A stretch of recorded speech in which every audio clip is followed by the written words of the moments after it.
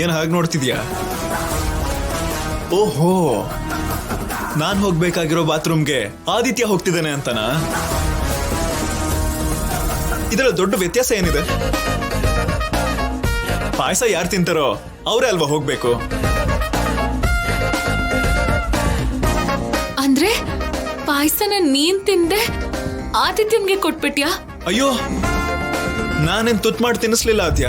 ಅವನೇ ನನ್ನ ಕೈಯಿಂದ ಈಸ್ಕೊಂಡು ಅವನೇ ತಿಂದ.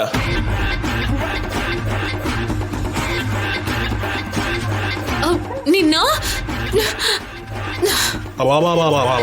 ಎಂತ ಪ್ಲಾನ್ ಮಾಡಿದೆ ನನ್ ಮೇಲೆ, ಎಂತ ನಾಟಕ ಆಡ್ದೆ, ನನ್ನೇ ನಂಬಿಸ್ಬಿಟ್ಟೆ.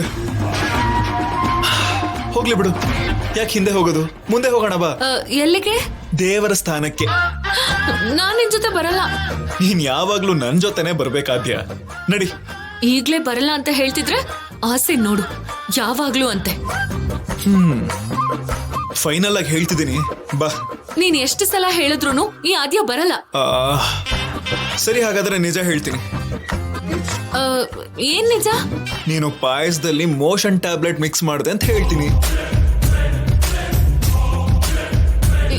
ಯಾರಿಗೆ ಹೇಳ್ತೀಯ? ಯಾರಿಗೋ ಯಾಕೆ, ಆದಿತ್ಯನ್ಗೆ ಹೇಳ್ತೀನಿ. ಆದಿತ್ಯನ್ಗೆ ನೀನ್ ಕೊಟ್ಟಿದ್ ಗಿಫ್ಟ್ ಬಾಕ್ಸ್ ಅಲ್ಲಿ ಬಿಕ್ನಿ ಇತ್ತು ಅನ್ನೋ ಕೋಪಕ್ಕೆ ಈ ತರ ಸೇಟ್ ತೀರ್ಸ್ಕೊಂಡಿದ್ದಾಳೆ ಅಂತೀನಿ. ಆದಿತ್ಯ ನಂಬ್ತಾನೆ. ಆಗ ನಿನ್ ಗತಿ ಹೇಗಿರುತ್ತೆ ಅಂತ ಇಮ್ಯಾಜಿನ್ ಮಾಡ್ಕೋ. ಆ ಪಾಯಸನ್ ಕೊಟ್ಟಿದ್ದು ನಿನಗೆ, ಆದಿತ್ಯನ್ಗಲ್ಲ. ಇವಾಗ ನಿನ್ ಗುರಿ ಯಾರ್ಗಿಟ್ಟೆ ಅನ್ನೋದಲ್ಲ ಮುಖ್ಯ, ಅದು ಮಿಸ್ ಆಗಿ ಯಾರ ಬದುಕು ಬಾತ್ರೂಮ್ ಪಾಲಾಯ್ತು ಅನ್ನೋದೇ ಮುಖ್ಯ.